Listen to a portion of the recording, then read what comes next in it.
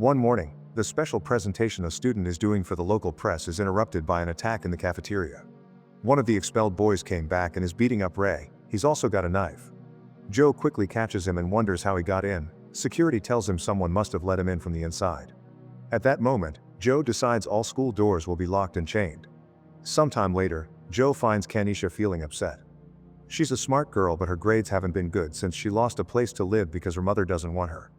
Determined to help, Joe takes Joan to see Kanisha's mother at her home. The mother explains she had Kanisha when she was a teenager, so she had to drop her normal life to work. Nowadays she's trying to get clean, but that puts her in an awful state of mind.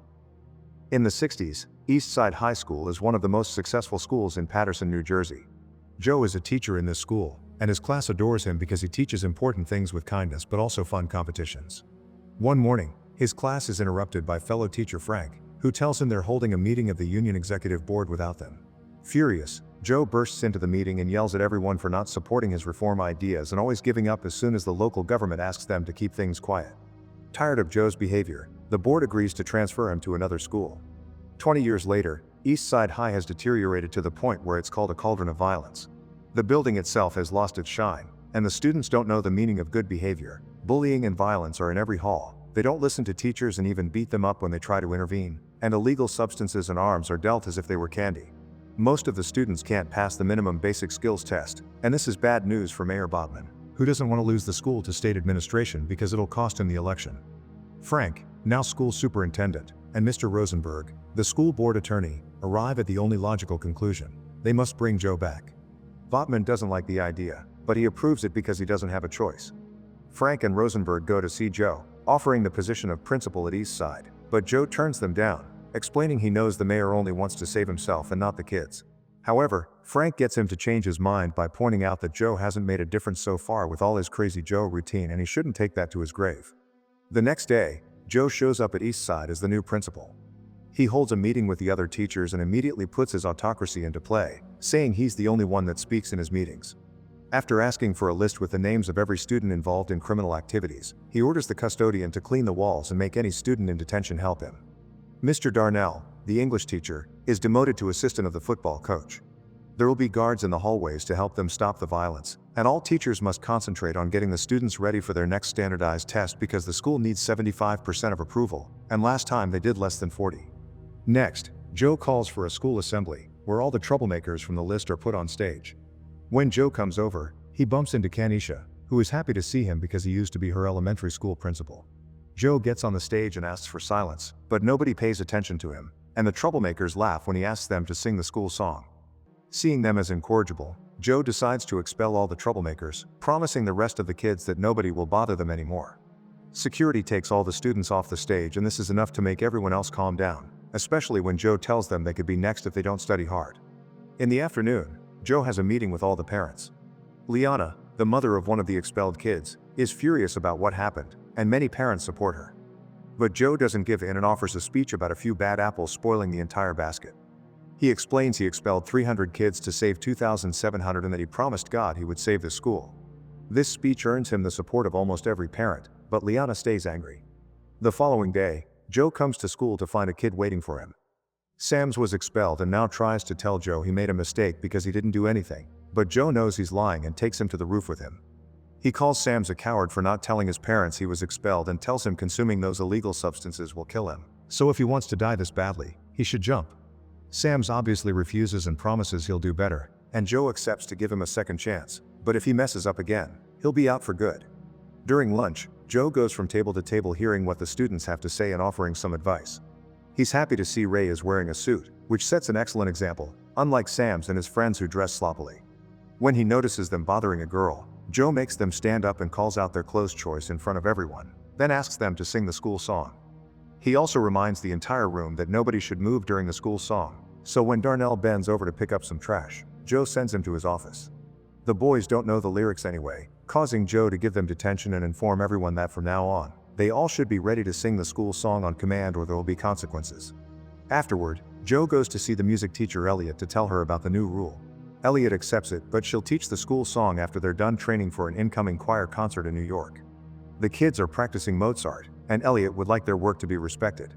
She calls out Joe, saying he doesn't like other adults standing up to him, and Joe reacts by firing her and canceling the concert so the students can concentrate on the incoming test.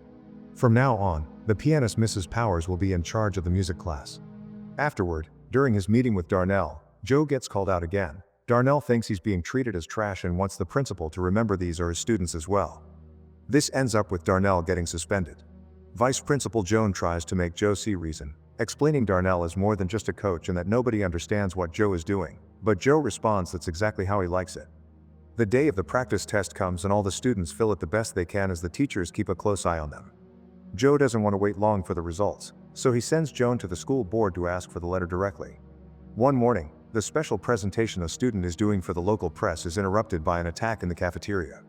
One of the expelled boys came back and is beating up Ray. He's also got a knife. Joe quickly catches him and wonders how he got in. Security tells him someone must have let him in from the inside. At that moment, Joe decides all school doors will be locked and chained. Sometime later, Joe finds Kanisha feeling upset. She's a smart girl, but her grades haven't been good since she lost a place to live because her mother doesn't want her. Determined to help, Joe takes Joan to see Kanisha's mother at her home. The mother explains she had Kanisha when she was a teenager, so she had to drop her normal life to work. Nowadays she's trying to get clean, but that puts her in an awful state of mind. That's why she thought it would be better to send Kanisha with child services, but she never stopped wanting her around or loving her. Joe promises to help her find a better job and a nicer place to live as long as she takes Kanisha back and helps her stay concentrated on her studies. The news of the chained doors reaches the newspapers, and Liana takes the chance to take the complaint to the school board. Frank scolds Joe for behaving this crazy, mentioning that Liana is organizing a group to remove him and the fire chief is on her side. He thinks Joe is alienating everyone like he did with his wife, so now he'll write an apology letter to Elliot and Darnell, because if Joe wants to be respected as an authority, he should start by respecting authority as well. Darnell is reinstated, but the problems aren't over yet. The fire chief shows up at the school with the press, so Joe gets him to leave while threatening him with a bat. Joan tries to express her concerns over this attitude, but as usual, she's ignored. To Joe's disappointment, the next time he sees Ray is when the boy comes to say goodbye because he can't stay in this school anymore. Later, Joe finds Sam's and his friends goofing around in the bathroom. He makes them sing the school song and is shocked to hear a beautiful rendition done in the style of a church choir. The boys admit it was Powers that taught them this, so Joe goes to see her to congratulate her and ask her to teach everyone this version of the song from now on. The results of the practice test arrive and Joe is disappointed to see they only scored 33%. He calls all the teachers to the gym and tells them their inefficiency is to blame for these poor results, so they have to work harder. Joe wants to start a tutoring program and an extra course on remedial reading on Saturdays, but a teacher points out it's hard to make the kids come on weekends. His plan is that they'll go to every student's house and talk to their parents to get them involved, perhaps even invite them to come too if they don't know how to read. The following weeks, teachers and students work hard to get ready for the test, and Joe's as involved with his students as possible. This is still not enough for Liana, who together with the fire chief goes to talk directly to Botman. Frank and Rosenberg try to defend Joe, but Botman kicks them out of the meeting and reaches an agreement with Liana so she doesn't convince the town not to vote for him. Botman will get Joe fired, and Liana will gather people's support for his campaign. Later in the bathroom, Botman tells the fire chief that they'll arrest Joe for the illegal chains after the test, unaware that Rosenberg is in one of the stalls and hears everything. Rosenberg informs Frank of this and they go to warn Joe, who quickly comes up with a plan. When the security guards see the chief coming, they'll call code 10 through the walkie-talkies and the teachers can temporarily remove the chains. Afterward, Joan tries to talk to Joe about the progress of their reading program, but he tells her he's too busy to look into it now and that his vice principal should do things without needing him all the time.